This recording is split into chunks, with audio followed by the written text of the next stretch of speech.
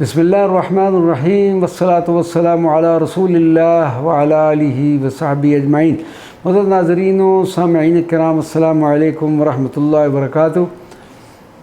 سلطان ابراہیم ابن ادہم کا مدار مبارک ملک کے شام ایک شہر جبلہ میں، ملک شام کی مرکزی بندرگاہ لاذقیہ اور بانیاس شہر کے درمیان ایک اور چھوٹی سی بندرگاہ جبلہ کے نام سے مشہور و معروف ہے، جس کے کنارے سلطان وقت حضرت سلطان ابراہیم ابن ادہم کا مدار مبارک اور مسجد موجود ہے۔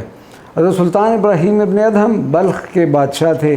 ایک واقعہ سے متاثر ہو کر دنیا ترک کر دی اور سفر کرتے ہوئے نواحِ نیشا پور میں پہنچ گئے، جہاں ایک غار میں تقریباً 9 سال تک ریاضت کی۔ اس کے بعد آپ مکہ مکرمہ تشریف لے گئے، وہاں طویل عرصہ عبادات و ریاضت میں گزارا۔ اس دوران آپ کو کئی بزرگان دین سے شرف نیاز حاصل ہوا۔ حضرت فضیل بن عیاض کی خدمت اقدس میں حاضر ہوئے اور سلوک و تصوف کی تعلیم و تربیت حاصل کی۔ اپنے شیخ کریم کی وفات کے بعد سفر کرتے کرتے ملک شام میں جبلہ کے اس مقام کو رونق بخشی اور سمندر کے کنارے ایک ویران جگہ میں اپنا ایک مختصر سا ٹھکانہ بنا لیا اور بقیہ عمر وہیں ذکر الہی میں گزاری۔ سید الطائفہ حضرت جنید بغدادی رضی اللہ تعالیٰ عنہ کے بقول آپ فقراء کے تمام علوم اور اسرار کی کنجی ہیں۔ حضرت سلطان ابراہیم ابن ادہم فرمایا کرتے تھے کہ جب گناہ کا ارادہ کرو تو خدا کی بادشاہت سے باہر نکل جاؤ۔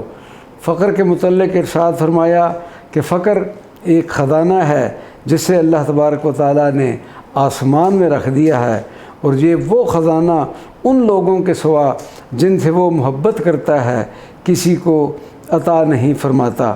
ذات خداوندی کو پہچاننے والے کی نشانی کے متعلق فرماتے ہیں کہ وہ ہر وقت نیکی اور عبادت کی فکر میں لگا رہتا ہے۔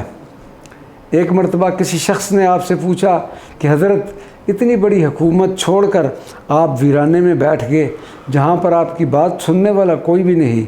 بلخ میں تو آپ کا حکم چلتا تھا، آپ اس وقت سوئی سے کچھ سی رہے تھے، اپنی سوئی کو سمندر میں پھینک دیا اور آواز دی کہ مجھے سوئی تلاش کر کے دو۔ فوراً ہزاروں کی تعداد میں مچھلیاں کئی قسم کی سوئیاں اپنے منہ میں لے کے حاضر ہو گئیں۔ آپ نے فرمایا نہیں، مجھے اپنی سوئی چاہیے۔ ایک مچھلی نے آپ کو وہی سوئی لا کر پیش کر دی۔ آپ نے پوچھنے والے سے فرمایا کہ وہ حکمرانی اچھی تھی کہ یہاں کے ویرانے میں عبادت؟ یہ کرامت دیکھنے کے بعد وہ شخص معافی کا طلبگار ہوا۔ الحمدللہ سلطان وقت سلطان ابراہیم ابن ادہم کے مدار مبارک پر بھی اس بندہ ناچیز کو حاضری کا شرف حاصل ہوا اور حضرت کے فیوزات و برکات سے مستفید ہوئے۔ وما علینا الا البلاغ المبین۔